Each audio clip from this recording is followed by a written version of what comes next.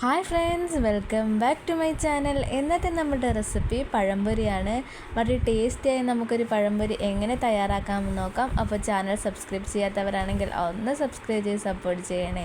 അപ്പോൾ നമുക്കിതാ വീഡിയോയിലോട്ട് പോകാം. ഞാനിവിടെ മൈദ മാവാണ് എടുത്തിരിക്കുന്നത്. അപ്പോൾ ഇതാ മൈദ മാവ് എടുത്തിട്ടുണ്ട്. ഇനി നമുക്കതിലേക്ക് വേണ്ടത് അരിപ്പൊടിയാണ്. 1 സ്പൂൺ അരിപ്പൊടിയും കൂടെ ചേർത്ത് കൊടുത്തിട്ടുണ്ട്.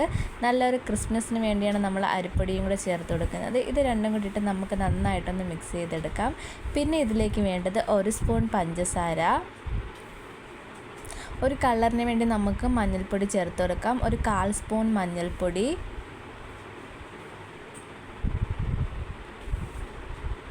ഇനി ഇതിലേക്ക് വേണ്ടത് ഒരു പിഞ്ച് സോഡാപ്പൊടി, അതുപോലെ തന്നെ കുറച്ച് ഉപ്പും കൂടി ഇട്ട് നമുക്കിതൊന്ന് മിക്സ് ചെയ്തെടുക്കാം.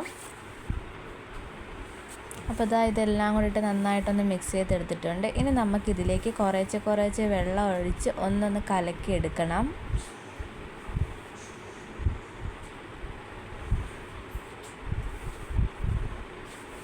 ഒരുമിച്ച് ഫുള്ള് വെള്ളവും കൂടെ ഒഴിച്ചു കൊടുക്കല്ലേ, അപ്പോൾ മാവ് ഒരുമാതിരി കട്ട കെട്ടിയ പോലെ കിടക്കും. അതുകൊണ്ട് കുറേശ്ശെ ഒഴിച്ച് വേണം നന്നായിട്ട് ഇതൊന്ന് കലക്കിയെടുക്കാൻ.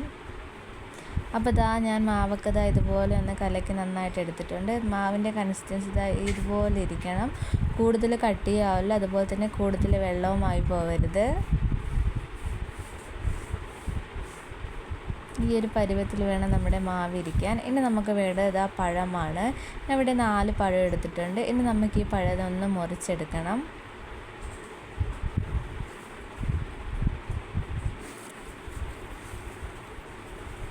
അപ്പോൾ ഞാനിവിടെ എടുത്തിരിക്കുന്നത് നല്ല പഴുത്ത പഴമല്ല, നല്ല പച്ച പഴമല്ല, ഒരു മീഡിയം സൈസിലുള്ള പഴമാണ് ഇവിടെ എടുത്തിരിക്കുന്നത്. ഇനി നമുക്കിതാ ഈ പഴം ഒന്ന് കണ്ടിച്ചെടുക്കാം. നമ്മൾ 3 ആയിട്ടാണ് ഇത് കണ്ടിച്ചിടുന്നത്.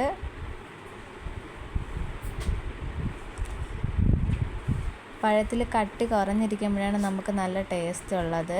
അതുകൊണ്ട് തന്നെ ഞാൻ ഒരു പഴം 3 ആയിട്ട് കട്ട് ചെയ്തെടുത്തിട്ടുണ്ട്. അപ്പോൾ ബാക്കിയുള്ള പഴവും കൂടെ നമുക്കിതുപോലെ ഒന്ന് കട്ട് ചെയ്തെടുക്കാം. എല്ലാ പഴവും നമ്മൾ ഇതുപോലെ ഒന്ന് കട്ട് ചെയ്തെടുത്തിട്ടുണ്ട്. ഇനി നമുക്കിത് ഫ്രൈ ചെയ്തെടുക്കാം. ഒരു ചട്ടി വെച്ചെടുത്ത ശേഷം അതിലേക്ക് നമുക്ക് വെളിച്ചെണ്ണ ഒഴിച്ചെടുക്കാം. ഞാൻ വെളിച്ചെണ്ണയിലാണ് ഇവിടെ പഴംപൊരി ഉണ്ടാക്കാൻ പോകുന്നത്. നമ്മുടെ മാവിലേക്ക് നമ്മുടെ ഈ കട്ട് ചെയ്ത് വെച്ചേക്കുന്ന പഴം ഇതുപോലെ ഒന്ന് മുക്കി നമുക്കിത് എണ്ണയിലോട്ട് ഇട്ട് കൊടുക്കാം.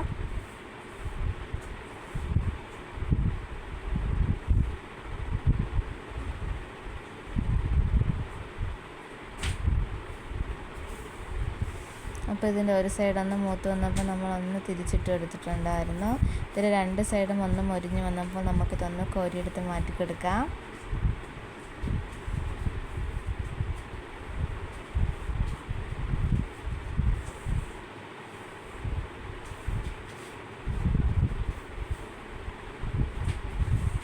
ഇതുപോലെ തന്നെ നമുക്ക് ബാക്കിയുള്ള പഴവും കൂടെ ഒന്ന് പൊരിച്ചെടുക്കണം. അപ്പോൾ നമ്മുടെ വളരെ ടേസ്റ്റി ആയിട്ടുള്ള പഴംപൊരി ഇവിടെ തയ്യാറായിട്ടുണ്ട്. ചായ തിളക്കുമ്പോഴേക്കും നമുക്ക് വളരെ എളുപ്പത്തിൽ തയ്യാറാക്കാൻ പറ്റിയൊരു നാടുമണി പലഹാരമാണിത്. അപ്പോൾ ഒന്ന് ട്രൈ ചെയ്ത് നോക്കുക. അതുപോലെ തന്നെ ഫീഡ്ബാക്ക് അറിയിക്കാനും മറക്കല്ലേ. ഇതുപോലെ റെസിപ്പിയുമായിട്ട് ഇനിയും കാണുന്നവരെ bye and thank for watching.